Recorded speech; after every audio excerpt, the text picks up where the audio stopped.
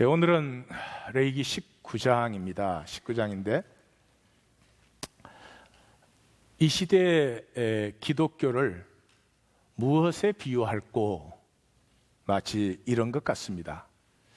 하나님께서 세계에서 최고 가는 축구팀을 한번 만드시기로 결심하셨어요. 완벽한. 그래서 각 동네마다 이렇게 자질이 있고 또 그런 사람들, 자원함이 있고 그런 사람들 다 불렀어요. 처음에는 열기가 화끈했습니다.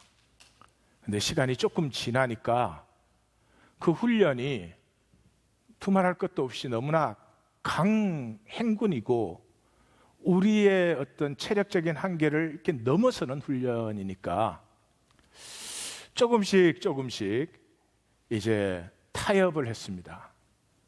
그러다 보니까 어느새 한 200~300년이 이렇게 흐르고 나니까 이렇게 모이면 훈련은 안 하고 세미나만 하는 거예요. 그 뉴저지에도 세미나 하는 교회 있다 그러더라고요. 네. 그래서 이제 세미나를 막 축구의 패스는 이런 자세로 해야 되고 월드컵에서 우승할 때 그 영광과 기쁨은 이러고 막 너무나 좋은 거예요. 근데 그것도 계속 하니까 너무 딱딱하잖아요.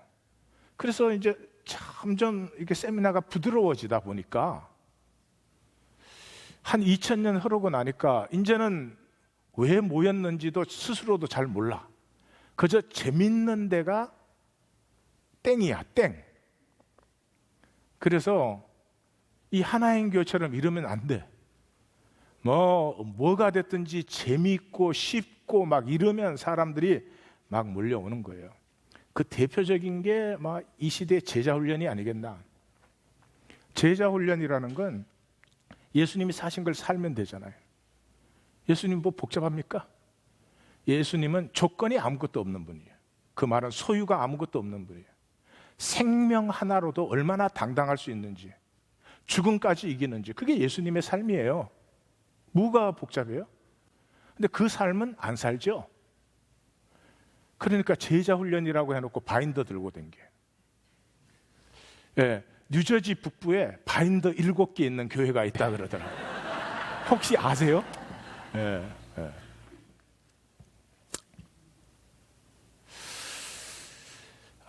한국의 유기성 목사님이라는 분이 요즘 뜨신다 그래요. 그분이 쓰신 그 책에 있는 글을 제가 인용을 했어요. 그 설교 노트에 올렸는데 놀라워요. 참. 어제 저녁에 신방 갔다 돌아오는 길에 라디오를 들었더니 그분 설교가 또 나오더라고요. 막 교리적인 구원은 구원이 아니라고 막 핏대를 막 올리시더라고요. 그래서 나랑 핏대 올리는 게 똑같구나. 그렇게 생각을 했어요. 이렇게 되어 있어요. 우리는 이상한 믿음을 가지고 확신이라 말한다. 주님과 인격적 관계가 아닌 교리적 믿음을 믿음이라고 주장한다. 주님과 동행함이 아니면 교리로서는 기쁨과 평강이 누려지지 않아요. 기쁨과 평강에 대해서 알 수는 있을지 몰라. 삶에서 죽음의 두려움에 사로잡히지 않고, 우리말로 하면 생명을 사는 거죠. 생존 넘어서 죽음의 두려움에 사로잡히지 않고 사는 것은 주님과 살아있는 관계, 살아있는 관계랑 하나된 관계죠. 하나된 관계. 죽음은 단절이에요. 생명 관계에서만 가능하다. 제가 영상을 하나 볼 텐데요. 영화 제목이 더 헐트 라크라고 하는 영화예요. 한국 분들은 별로 안 보셨을 것 같아요. 꼭 한번 보시기를 추천해요. 보신 분들은 다시 보시기를 바라요.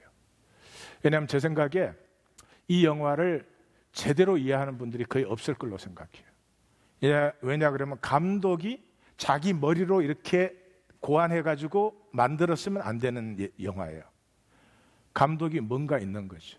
이 영화 만드는 일생을 통해서 뭔가를 아는데 그걸 어떻게 한번 표현을 해본 거예요. 이 2시간 반짜리 영화가 스토리가 없어요. 스토리 없으면 2시간 반을 어떻게 봅니까? 근데 집중됩니다. 그리고 이 영화가 이제 더 놀라운 거는 이게 무슨 영화 얘기하러 나온 것 같아. 예, 부디 한국 갔다 오면 거듭나기를 기도해 주십시오. 예. 그래도 하긴 해야지. 예. 그래서 그 2010년에 아바타랑 똑같이 나온 영화예요. 아바타는 전 세계적인 히트를 쳤잖아요. 그래서 모든 사람이 아바타가 아카데미상을 휩쓸 것으로 생각했어요. 근데 뚜껑을 딱 열어봤더니 헐트 라크가 작품상을 포함한 아카데미상을 6개를 휩쓸어 버렸습니다. 그래서 사람들이 많이 갔지요. 갔지만 사실 이해가 힘들었을 것이다. 그런 생각이 듭니다. 클립을 잠깐 보시겠습니다. Sanborn, I got the suit. Just go. Sanborn, you have 45 seconds. You have 45 seconds, Sanborn. Leave. He's a fucking dead man, Will. Go! Everybody get back! Go, go, go! Hang on!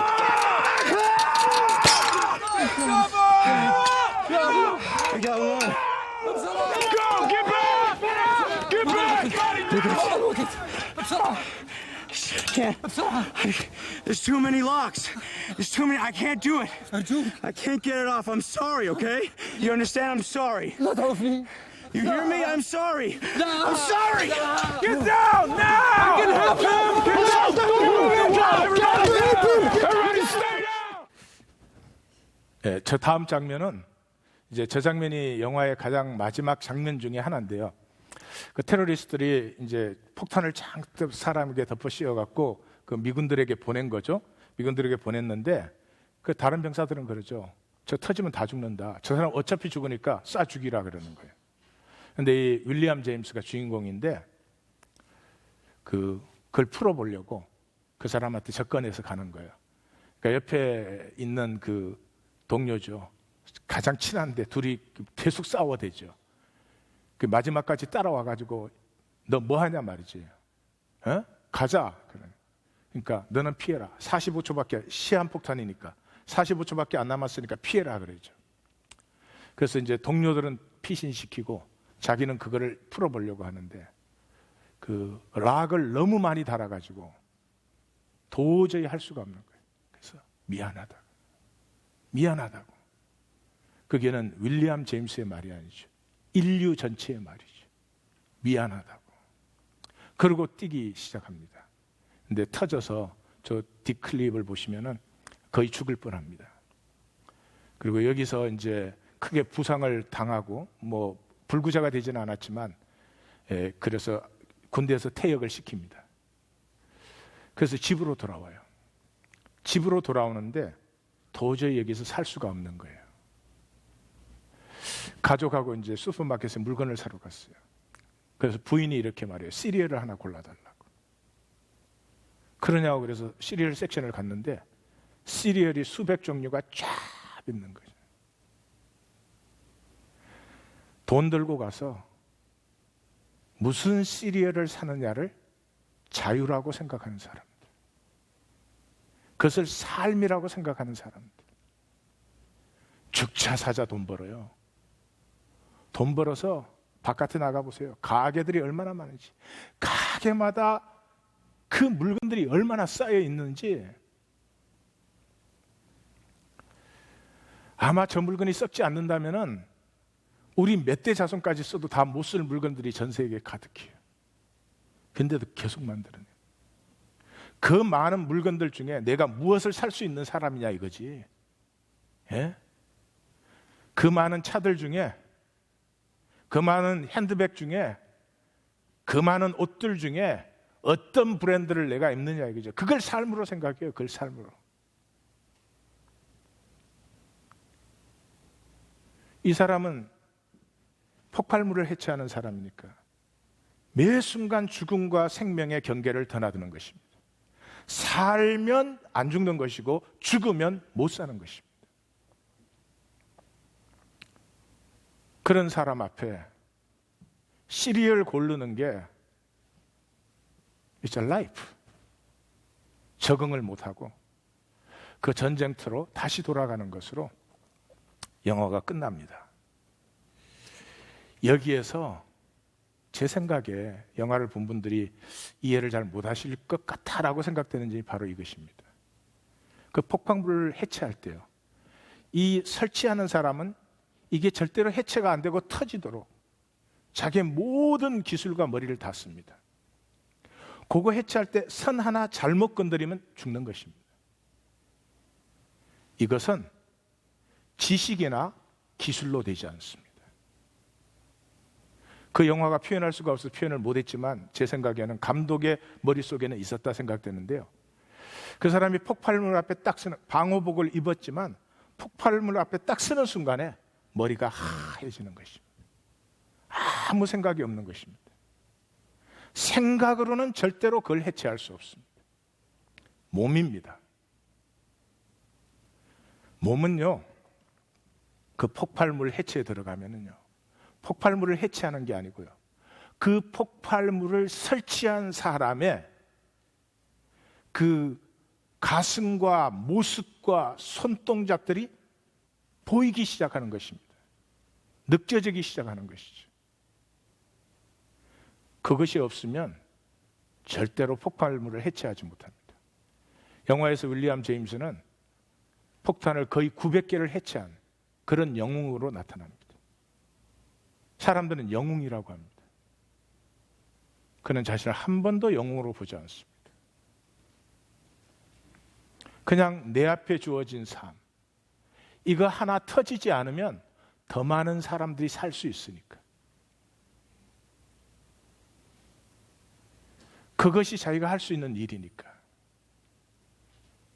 몸으로 이 시대의 기독교, 말과 지식으로 못하는 게 없어, 못하는 게 없어. 자기 감정 하나를 못 이기는 사람들. 그러니 누가 욕을 먹어요? 하나님이 욕을 먹죠. 자, 오늘 19장으로 들어갑니다. 19장은 일반적인 것들이에요. 그래서 뭐 설명할 것도 없고요, 본인이 읽으시고 적용하셔야 되는 거예요. 이거 읽고 뭐 이해, 이건 초등학교 1학년짜리도 이해하는 말들이니까. 크게 내용이 세 개로 갈라집니다. 첫 번째 부분은 십계명적인 부분입니다. 두 번째 부분, 중심 부분, 가장 중요한 부분이 섞임을 경계하는 것입니다. 세 번째 결론 부분은 성경답게 더불어 살기입니다. 왜 섞임이 중간에 들어있는가? 영성에서는 가장 중요한 것입니다. 영성에서는 99% 소용없습니다. 마음을 다하고 성품을 다하고 힘을 다하고 뜻을 다해서 하나님을 사랑하는 것입니다. 하나님 사랑하지만 이것도 그건 영성이 될 수가 없습니다. 예, 내가 이 폭탄을 해체해야 되는데 폭탄 해체해갖고 내가 훈장도 받아야지, 그러면 끝장나는 것입니다. 다만 그 시간에 그 자체에 몰입하는 것입니다. 그래서 이 영화는 스토리가 없습니다. 스토리는 얼마나 편안한 거예요. 온갖 잘못을 다 하고도 나를 여전히 어렵게 해주는 게 스토리입니다. 예. 스토리. What story do you have? Through what story you justify your life? Good. 언제까지? 폭탄 앞에 설 때까지. 주님 앞에 설 때까지 You have your story. 주님 앞에 서는 순간에 머릿속은 하얘져 버립니다. 내가 살아온 삶이 있을 뿐입니다. 기억하십시오. 그 하나님의 형상으로 주신 삶이 왜 흩어져요? 조금씩 썩기 때문에. 처음에 모였을 때는 이 세상에서 가장 온전한 축구팀이 되어보자 그랬어요. 그런데 뭐 꼭 이것만 해야 돼? 우리 휴식 시간도 갖자. 조금씩 섞이는 거죠. 조금씩 섞이는 거예요. 예. 옆에 분들에게 조금 섞였어. 예. 답을 해주세요. 많이 아니고. 예. 그래서 19장의 핵심 부분이 이것이고요. 자, 이제 내용을 그래도 설명을 조금 해보면 1절, 2절은 금방 우리가 읽은 기절이죠. 거룩하라. 왜? 내가 여호와다 그랬어요. 이 의미는 지난주에 제가 이미 말씀드렸죠. 그 다음에 이제 안식일을 지켜라. 안식일을 중심으로 한 삶이 되라. 하나님 앞에 서는 삶을 중심으로 내 삶이 이루어져야 내게서 생명이, 그 중심이 피어난다. 그 다음에 화목제를 드리되 하나님이 기쁘시게 받으시도록 드리라. 제가 질문 드립니다. 성도님들은 오늘 예배 어떻게 나오셨습니까? 하나님이 내 예배를, 하나님이 나를 기쁘시게 받으시도록 나왔습니까? 주일 지키러 나오셨습니까? 설교 들으러 나오셨습니까? 왜 여기에 나오셨습니까? 하나님이 원하신 건 딱 한 가지입니다. 내가 너를 기쁘게 받을 수 있도록. 그 다음에 추수할 때 모퉁이와 떨어진 이삭은 절대로 줍지 말아라. 왜? 너희 중에 가난한 자가 있고 너희 중에 이민자들이 있지 않느냐. 그 다음에 절대로 속이지 말아라. 도둑질, 거짓말, 거짓맹세하지 말아라. 그 다음에 억압, 착취, 품꾼의 싹을 속이지 말아라. 그리고 또 뭐가 나오는지 아십니까? 여러분 놀랍게 장애인을 차별하지 말아라. 한국 기독교는 20세기 후반까지도 장애인에게 안수 안 줬습니다. 이 3,500년 전 문서입니다. 사람에게 일 시켰으면 절대로 품삯 가지고 속이지 말아라. 품삯 오늘 줄 거 내일 주지 말아라. 장애인 차별하지 말아라. 이 성경입니다. 전율적인 혁명입니다. 우리 18세기 후반 가서야 프랑스 혁명, 평등, 박애, 자유 처음으로 얘기했습니다. 그 혁명파들이 왕당파 마을을 얼마나 잔인하게 죽였는 줄 아십니까? 그래도 우리는 프랑스 혁명을 인류 역사의 어떤 그 인권과 자유의 선언으로 그렇게 떠받들고 있습니다. 왜 성경은 안 만나는지 모르겠어요. 3,500년 전에 장애인 차별하지 말아라. 그 다음에 형제사랑이 나오죠. 굉장히 재미있게 표현되어 있습니다. 여러분 다 직접 읽으셔야 되지만 형제를 마음으로 미워하지 말라. 네? 마음으로 미워하지 말라. 그러니까 마음으로 미운데 겉으로는 안 미운 척 하는 거예요. 그러면 그 죄를 너가 담당한다고 되어 있어요. 오케이? 미우면 찾아가서 성도님 너무 이렇게 미워요. 예, 우리 같이 기도합시다. 그러세요. 오케이? 안 그러면 그 죄를 너가 담당한다고 되어 있어요. 여기에서 성경에 가장 유명한 기절이 나오죠. 내 이웃을 내 자신과 같이 사랑해라. 그 다음에 이제 중심 부분 섞임 경계하는 거예요. 이 부분 다들 잘 이해를 못 하시는 것 같은데, 두 종류의 다른 가축을 교미시키지 말아라. 두 종류의 씨앗을 밭에 뿌리지 말아라. 두 종류로 짠 직조를 입지 말아라. 그래서 내가 오늘 문명 옷 입고 올라다가 여기에 마지막 부분이 이거예요. 정혼한 여종과 자지 말아라 하는 거예요. 그게 섞임이에요. 정혼한 여종은 주인이 생겼잖아요. 근데 지금 자기가 주인이라고 또 자면은 섞이는 거죠. 섞임을. 그 다음에 과목추수. 과일나무 심었냐? 3년 동안 열매 절대로 따먹지 말아라. 4년째 그건 여호와의 것이야. 따먹지 말아라. 5년째 되어서야 비로소 너는 먹을 수 있다 그래요. 생각을 해보세요. 과목을 심으면 첫 해부터 열매가 맺히고 대개 3년생이 많죠. 우리가 먹는 과목들은 3년째 풍성하게 열립니다. 3년째 절대 못 먹어. 그 다음에도 못 먹어. 그리고 5년째부터 먹어. 좋으세요?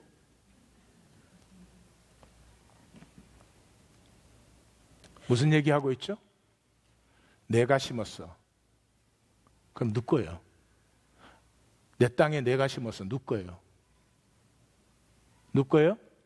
자기 거지. 근데 하나님 뭐라고요? 내 거라는 거예요. 그 주권에 너 한번 순종해봐. 순종하면 어떨까요? 그 대답은 각자의 몫이에요. 그 다음에 이방 이민신 따르지 말아라. 그리고 딸 절대 팔지 말아라. 왜요? 그때만 해도 이 농업 문화, 목축 문화는 일꾼은 남자일까요, 여자일까요? 남자들이 주로 일꾼이에요. 그러니까 뭘 모르지. 지금 우리 하나님 교회를 봐요. 담임 쓰는 사람은 우리 자매님들이 힘을 쓰잖아요. 우리들은 그 옆에 가 이렇게 애교 부리죠, 애교. 도와줘. 비켜, 방해돼. 그럼 우리끼리 와서 놀잖아. 그러니까 딸을 어떻게 생각했어요? 이 3,500년에서 적어도 한 인류 역사에 거의 3,000년 가까이 딸. 소유물이에요, 소유물. 일꾼 안 되면 뭐해요? 팔아요. 팔리는 딸들의 대부분은 어디로 가요? 성적인 노예가 되죠. 3,500년 전이에요. 딸 절대로 팔지 마. 다른 민족들처럼 그렇게 사창가 만들고 신전창기 만들고 그렇게 살지 마. 그리고 나서 마지막 부분이 더불어 살기가 나옵니다. 안식일을 지키라. again, 안식일을 지킨다는 것은 하나님의 임재를 인식하는 중심으로 삶은 이루어져야 된다. 두 번째, 노인 공경. 흰머리 앞에서 일어서래요. 이게 구약의 중심이에요, 사실은. 이 레위기 전체죠. 베드로는 유대인 제자잖아요. 그래서 베드로는 한마디로 딱 이것을 이렇게 요약해 버립니다. 베드로전서 1장 15절 16절 같이 한번 읽을까요? 오직 너희를 부르신 거룩한 이처럼 너희도 모든 행실에 거룩한 자가 되라. 기록되었으되 내가 거룩하니 너희도 거룩할지어다. 지금 19장 2절 인용한 거죠. 오직 너희를 뭐 했다고요? 부르신. 하나님의 백성은 불러내심을 받았어요. 애굽에 있던 사람을 불러내셨잖아요. 세상에 있던 사람을 불러내셨잖아요. 불러내었다는 말이 에클레시아예요. 그걸 우리가 교회라고 불러요. 지금 이렇게 사람 모아놓고 교회라는 건 진짜 성경적으로 생각하면 조금 웃깁니다. 우리가 웃겨요. 많이 웃깁니다. 불러내심을 받았어요. 세상으로부터 불러내심을 받았기 때문에 요한계시록을 가시면 6장에서부터 18장까지가 지상의 역사입니다. 지상의 역사의 제일 마지막 장 18장의 결론이 뭐예요? 지상 역사는 멸망한다는 거예요.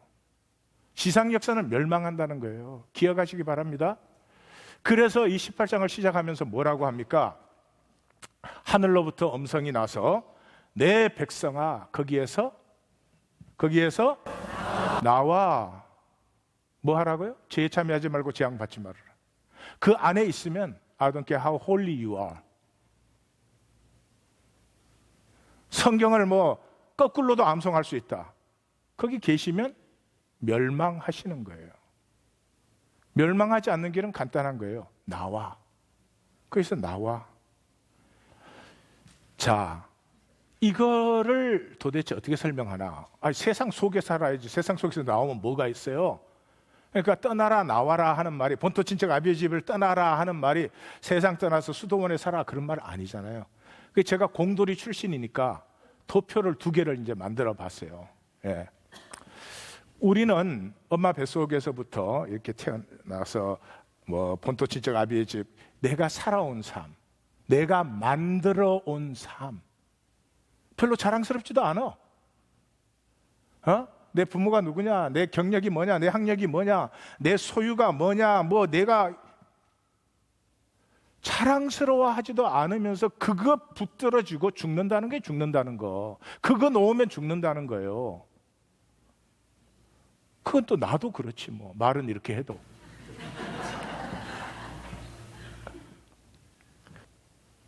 머리로 다 하는데 내 본토 친척 아비의 집에서 나는 열등의식에 찌들고 수치에 찌들고 내가 싫어하는, 내가 나에게 싫어하는 모든 것만 하고 있는데도 그 길을 못 떠납니다.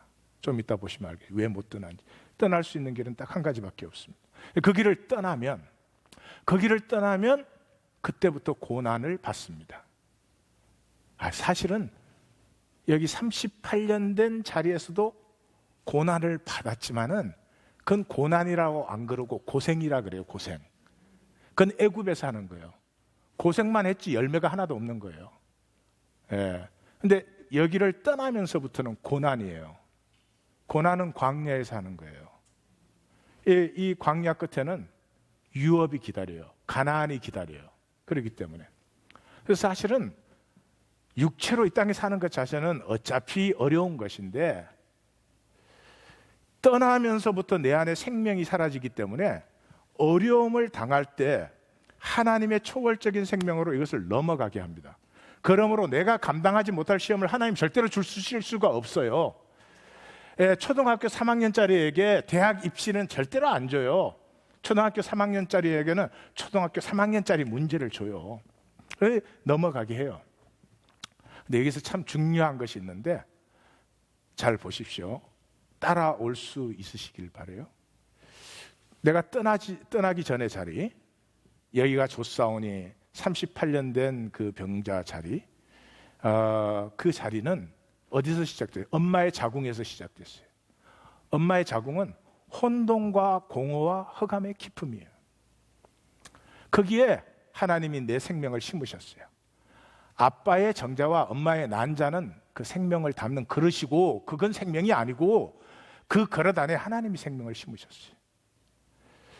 자, 이 생명은 뭐 어떻게 될지 알 수가 없는 것입니다. 그런데 그 생명 속에 그 생명이 처음에는 이래요. 처음에는 부화되면 올챙이 같아요. 올챙이 비슷해요. 조금 더 지나가면 물고기 같아요. 물고기에서 조금 더 지나가면 이 개구리 같아져요. 개구리에서 조금 더 지나가면 도룡용. 도룡용에서 조금 더 지나가면 개 비슷해지. 개인지 인간인지 아직 구분 안 돼요. 거기서 조금 더 지나가면 침팬지 같아지. 제가 막 까불 때 어쩐지 안 보이세요? 그걸 지나서 인간이 돼요. 그게 자동적으로 그냥 됩니까? 아니에요. 그 혼돈과 공허와 흑암 속에 하나님이 명령하고 계세요. DNA라는 걸 통해서 하나님이 명령하고 계세요. 고이치 스테이지에 DNA의 역사하시는 하나님의 명령으로 말미암아 우리가 하나님의 형상이 되어서 이 땅에 태어나요. 이때는 혼돈과 공허와 흑암 속에 역사하는 하나님의 조아트라를 내 파트가 있어요, 없어요? 여기 엄마 뱃속에서 아멘 하신 분 있어요? 없죠? 없어요. 전적인 하나님의 주권이에요. 그 다음에 태어나면 내가 그것을 체험해야 돼요. 이 세상은 부조리하고 혼돈하고 공허한 흑암이에요. 하나님 왜 세상을 이렇게 창조하셨을까? 여러분, 중동에 지금 아이들 죽는 걸 보면 기가 막혀. 그놈의 아이시스인지 아이스인지 말이죠. 날씨는 더운데 그거 피해가지고 도망가다가 수도 없이 죽는데 누가 제일 먼저 죽어요? 아이들이 제일 먼저 죽어요. 하나님 왜 세상을 이렇게 역사하세요? 이유는 딱 한 가지예요. 어떤 부조리, 어떤 혼돈, 어떤 고난이 있어도 내가 창조한 너희는 그 모든 것을 넘어서서 좋았더라 심히 좋았더라를 창조할 수 있는 초월성이 너희 생명 안에 있다. 내 안에 있다. 38년 된 병자가 돼서 자리를 깔고 방석이 더 푹신해야 되는데 이러면 그 초월성은 체험하지 못하지만 고난을 향해서 정직하게 나아가기 시작합니다. 고난을 피하려고 하나님이 아니고요.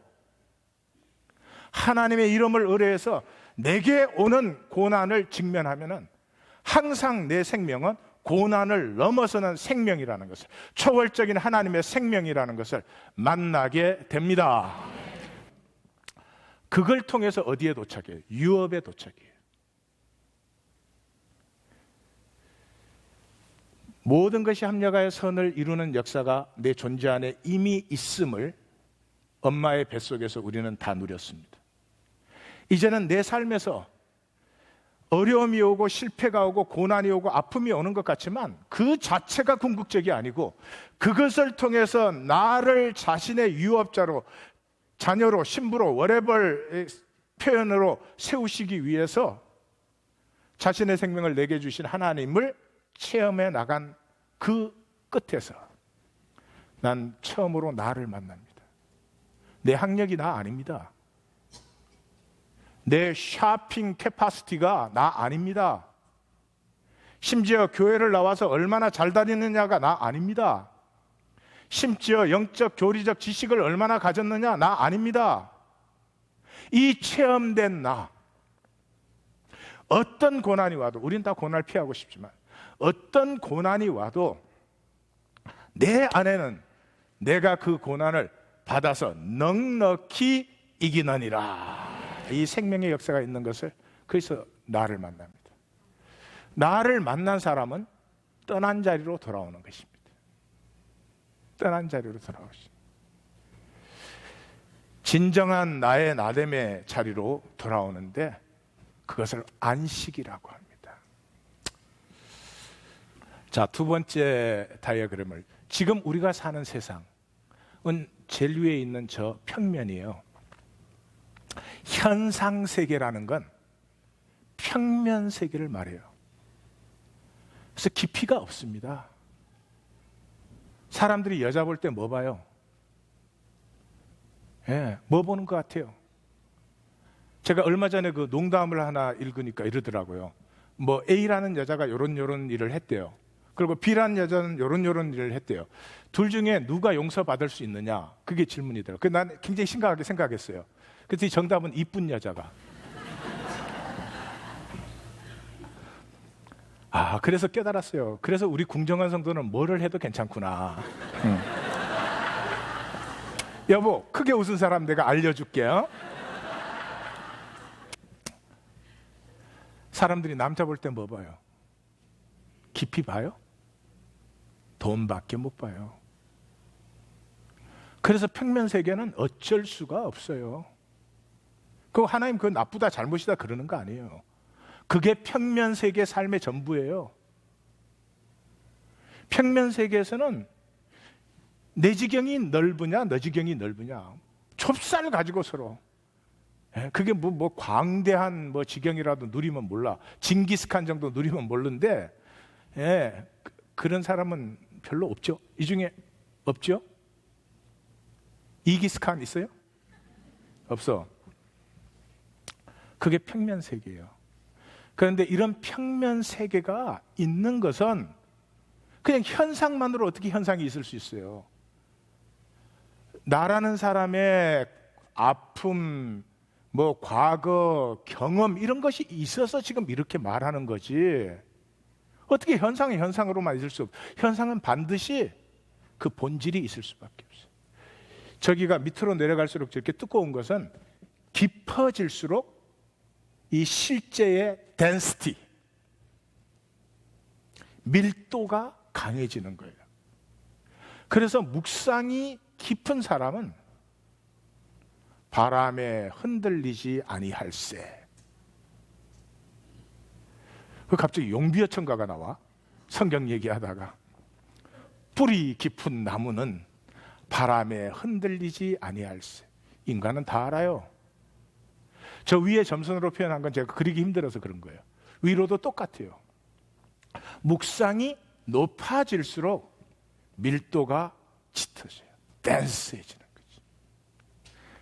세상이 흔들지 못하는 사람, 그냥 뭐 좀 좋다 안 좋다 좋다 안 좋다.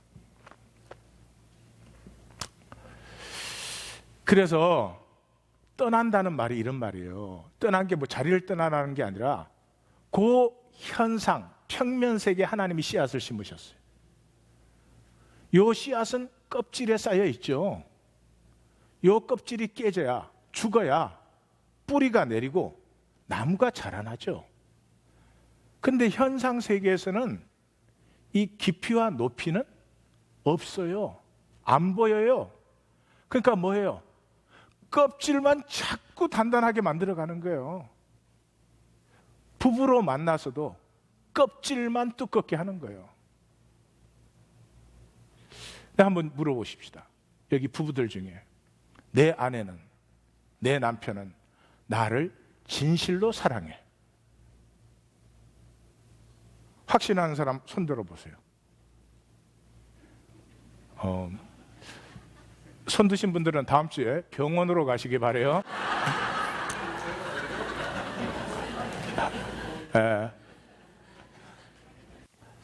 손 드신 분 중에 이런 분은 자기가 바로 손 든 거예요.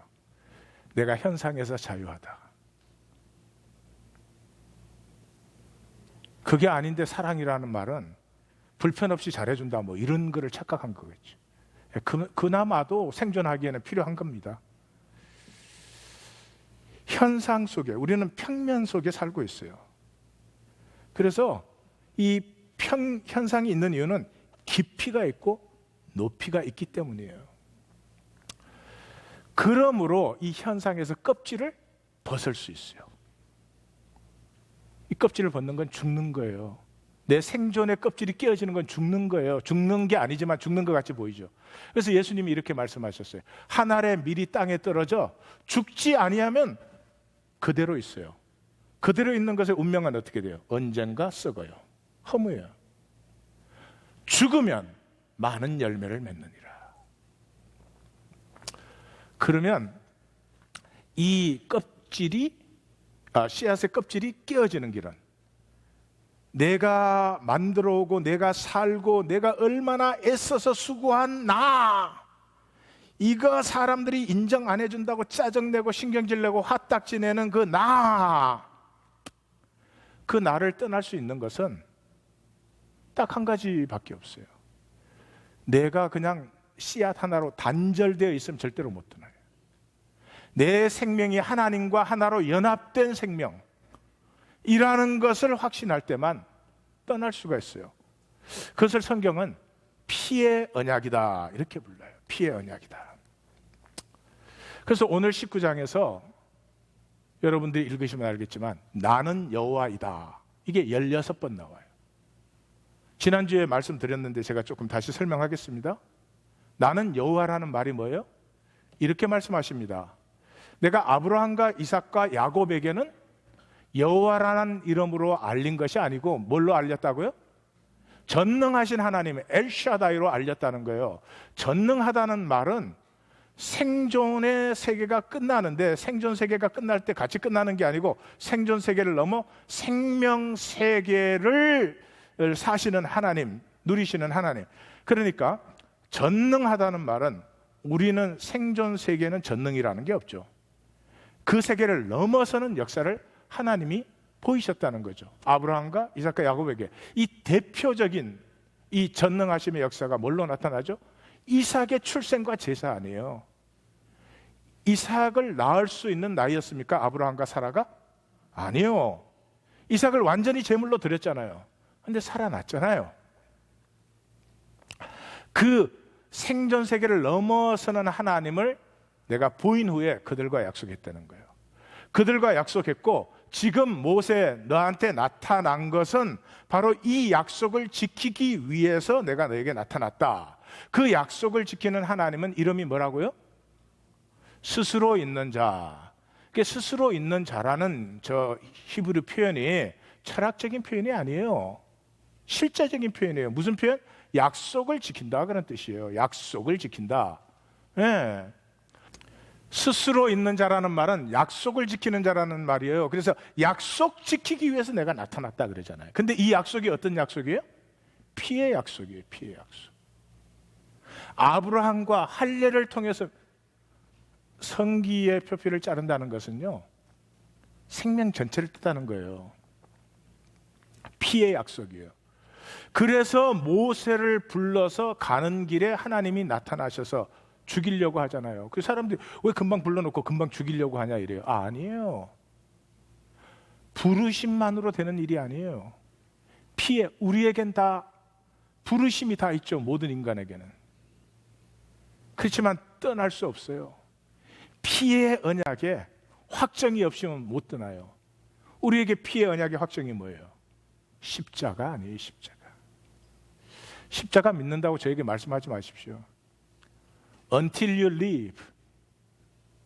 내가 만든 삶의 자리를, 내가 지키는 삶의 자리를 떠나서 하나님의 부르심을 향한, 나를 통해서 하나님 나라가 이루어지는, 내 속에 심으신 하나님의 생명이 피어나는 그 순례에 가고 있지 않으면서 십자가 믿는다, 이렇게 기독교적으로 저한테는 말씀하지 마십시오. 그럼 끝장난 거 아니에요. 살고 있지 않으면서 살고 있다 그래버리면 더 이상 할 수 있는 게 아무것도 없잖아요. 예수님이 명절에 오셔서 성전으로 안 가고 베데스다 연못가에 오셨잖아요. 그 병자들에게 오셨잖아요. 왜요? 병자들은 자기들이 병자라고 하니까. 근데 성전에 모인 사람들은 뭐라고 해요? 자기 병자라고 해요? 구원받은 사람이에요. 하나님의 자녀예요. 하나님의 백성이에요. 이방인들은 지옥의 땔감으로 창조하신 것들이에요. 그 사람들에게는 하나님 역사 없죠. 끝장난 거죠. 그 명절에 예수님이 올라오셔서 당연히 성전으로 가야 했는데 성전으로 가지 않고 베데스다 연못가로 왔잖아요. 우리 하나님 교회는 나 구원받았어 이러는 사람들이 모여있는 게 아니라 하나님이 창조하신 그 생명이 언제 내게서 피어날고 안타까워서 가슴을 치는 사람들이 여기에 모인 줄 믿습니다. 이 평면의 가장 큰 문제는 그거 하기 전에요. 히브리서 10장을 한번 보여주십시오. 그래서 떠나는 사람들은 어떤 사람들이에요? 이 평면, 현상세계에 보이지 않는 하나님의 성, 하나님의 나라, 성이란 말이 그때 하나님의 나라를 바라보는, 내가 돌아가야 될 진정한 나를 사모하는 그런 사람들이 떠나는 것이죠. 겉사람, 육의 사람은 결코 떠날 수가 없습니다. 겉사람은 결코 떠날 수 없습니다. 이 떠남은요, 이 평면 세계는 깊이가 없잖아요. 깊이가 없다는 말이 무슨 말인지 아십니까? 깊이가 없다는 말은 거짓뿐이다. 거짓뿐이에요. 근데 하나님하고도 거짓이 통하는 줄 알아요.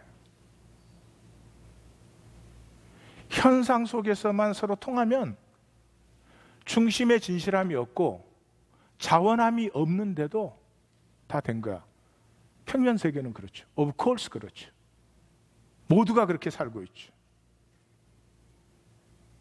그러나 이 깊이가 없는, 그래서 허무한 경쟁, 진짜로 추구해야 될 건 추구하지 않고 헛된 것을 추구하는 우상숭배, 모든 것이 헛되어지는 것이죠. 시간이 없어서 제가 얘기 하나 하고 마치겠어요. 잠깐 돌아봐요로 들어가십시다. 제 생각에 우리 한국 성도님들은 이 떠남이 훨씬 더 힘든 것 같아요. 그래서 기독교를 받아들일 때도 이 문제는 싹 듣고 받아들였어요. 왜냐 그러면 우리 한반도잖아요. 반도는 쭉 인류는 이동의 역사가 인류의 역사예요. 계속 이동해가지고 반도라는 건 이동이 멈추는 데예요. 그래서 한국 문화는 정착 문화가 집대성된 데예요. 그래서 한국 사람들은 구들장을 깔잖아요. 자, 텐트를 치는 건 얼마 살겠다는 거예요? 네, 잠시 살겠다는 거예요. 구들장을 까는 건 대대로 살겠다는 거예요. 그래서 동계올림픽 때 여러분들 보신 적이 있는지 모르겠는데 재밌어요. 이렇게 선수촌에 모닥불을 피워놓고 선수들이 모여요. 이렇게 째다가 딱 뒤로 째는 사람은 마크 볼 필요 없어. 한국 사람이야. 왜? 우리는 구들장 문화는 뭐가 따뜻해야 돼요? 등짝이 따뜻해야 돼. 등짝이. 웃으시지만 그래서요, 이 정착 문화가 돼가지고 고구려 시대 때 그 중국에서 온 사람들의 기록이 중국에 남아 있어요. 근데 이렇게 되어 있어요. 음식은 전략하지만 집은 번듯하게 갖춘다. 그래서 그때 벌써 본체가 있고요, 손님을 맡고 동네 사람들을 만나고 하는 제실과 관연한 딸이 있는 경우에 그 소옥을 지어서 그래서 지나가던 노총각이 들어올 수 있도록 아주 훌륭한 제도예요. 네. 그렇게 모든 집이 세 채씩을 딱 지니고 있는 거죠. 그 중국 사람들은 음식이 초대 받아 보신 적 있으시죠? 저는 생일 잔치에 초대받은 코스가 13코스예요. 난 그걸 모르고 처음 나오자마자 너무 배가 고파서 먹는 바람에 12코스를 눈 감각만 이렇게 저처럼 어리석으면 하는데요. 그래서 이 서양 사람들은요, 서양이나 미국 문화, 미국이 우리가 사는 여기는 이제 미국이라고 하면 인터내셔널 에리어고 중서부는 지금도 그렇습니다. 여기 뉴욕도 70년대까지는 그랬습니다. 미국 사람들의 삶의 방식이요, 트렁크 하나 들고 그냥 여기 살다가 직장 옮기면 그쪽에 가서 또 살아요.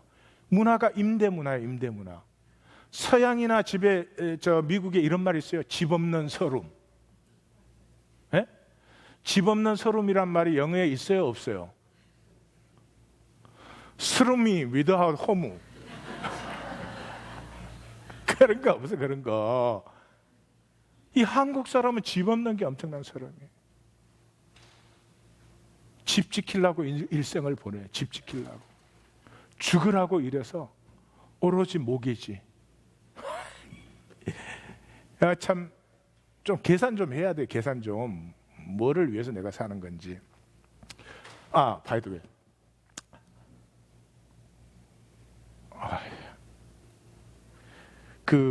이 정착 문화가 되면 도사님들이 많으세요. 정착 문화는 도사들이 많아요. 그래서 한국은 도사가 많아요, 도사. 기독교 안에도 도사가 많아. 근데 이제 기독교 도사들은 거의 다 폐업했어요. 근데 최근에 제가 이제 한국 그 웹사이트들에 좀 들어가, 우리 성도님이 이렇게 뭐 말씀을 하셔서 깜짝 놀랄 겁니다. 완전히 도사 문화예요. 심지어 정식으로 학위를 하고 그 분야의 전문 자격을 갖춘 사람까지도 철학 얘기를 하면 자기 전공 철학 얘기를 하는 게 아니라 모든 철학을 다 얘기해. 그래서 한국이 이 부흥사들이 영업이 잘 된 이유가 이 도사 문화 때문에 그래요. 여러분, 도사를 찾지 말고 그냥 각자 자기의 진실하시기를 주의 이름으로 축원합니다. 네. 마치십시다. 떠남의 자리에서 우리는 하나님의 전적인 주권으로 생명이 뭐냐? 혼돈과 공허와 흑암 속에 좋았더라 좋았더라 심히 좋았더라를 펼쳐내는 게 생명이다. 그거를 그냥 하나님의 주권적인 역사로 체험을 했어요. 우리가 내 삶의 자리를 떠난다는 말은 이제 내가 내 자리를 지키려고 사는 것이 아니라 내게 주시는 삶의 모든 것을 통해서 내 생명의 초월을 경험하는 거죠. 작은 것에서부터. 아내가 뭐 말 한마디 했어요. 우린 대번에 그 말 한마디에 나의 이익의 관점으로부터 반사, react 하는데 물들어진 사람이에요. 근데 그 작은 말 한마디를 내가 얼마나 품을 수 있나, 그걸 체험해 보는 거예요. 큰 것도 주실 거예요. 그렇게 해서 이 시간은 모든 것이 합력하여 선을 이루시는, 모든 것이 합력하여 선을 이루시는, 선과 악이 아닌, 좋고 나쁜 게 아닌 그 모든 것이 결국은 선을 이루시는 하나님의 좋았더라 좋았더라 심히 좋았더라를 체험하는 것이 고난의 과정이다.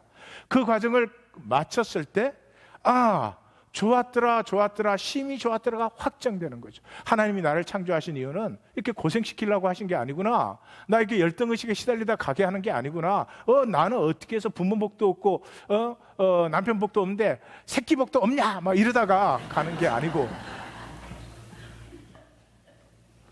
간증이 나오니까 갑자기 막 무아지경에서 너무 should have, would have, could have 이랬어야 되는데 저랬어야 돼, 이랬으면 학교 다닐 때 공부를 좀 잘 할 걸, 내 이럴 줄 알았지 막 이러면서 막 컨닝 안 할 걸, 내 이럴 줄 알았지, 그런 게 아니고요.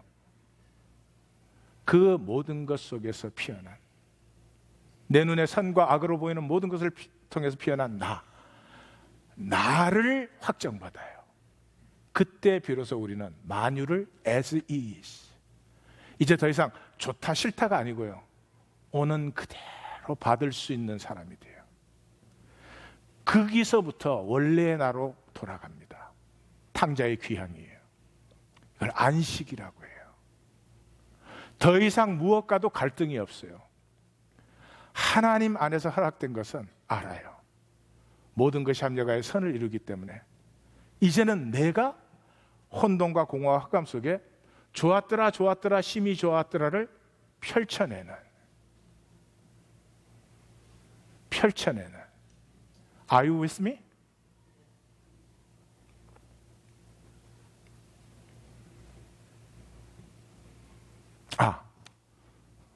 그 초기 중세가 시작되면서 제가 이제 백일순례 제가 시켜드린 훈련인데, 그 초기 중세로 접어드는 이 시점에 이 교회의 가장 큰 도전이 된 것이 영지주의였습니다. 영지주의. 이 사람들은 자기들이 영적 지식을 갖고 있다는 거죠. 그 영지주의에 대항해서 생긴 수도원의 훈련이 모릅니다 훈련이에요. 그 모릅니다 훈련은 그거예요. 우리는 평면 속에 있기 때문에, 평면에 살고 있기 때문에 이 현상이 있는 무한 깊이와 무한 높이를 모릅니다. 그래서 모릅니다가 열리는 첫 걸음이에요. 그런데 그런 것까지도 막 그 도사님들이 원래 뜻과 아무 상관없이 그냥 막 써붙여서 동양 철학에도 갖다 끼워 맞추고, 그래서 제가 이렇게 들으면서 참, 사람을 모으는 것이 진리를 나누는 것보다 어디든지 저렇게 훨씬 더 중요한 것이구나, 그런 생각을 좀 했습니다. 회개의 과정은 나로 말미암아 혼돈과 공허와 이 흑암의 역사 속에 생명의 좋았더라 좋았더라 좋았더라, 그 돌아와 보니 그 나는 처음부터 하나님과 하나였더라. 처음부터 하나님과 하나였더라.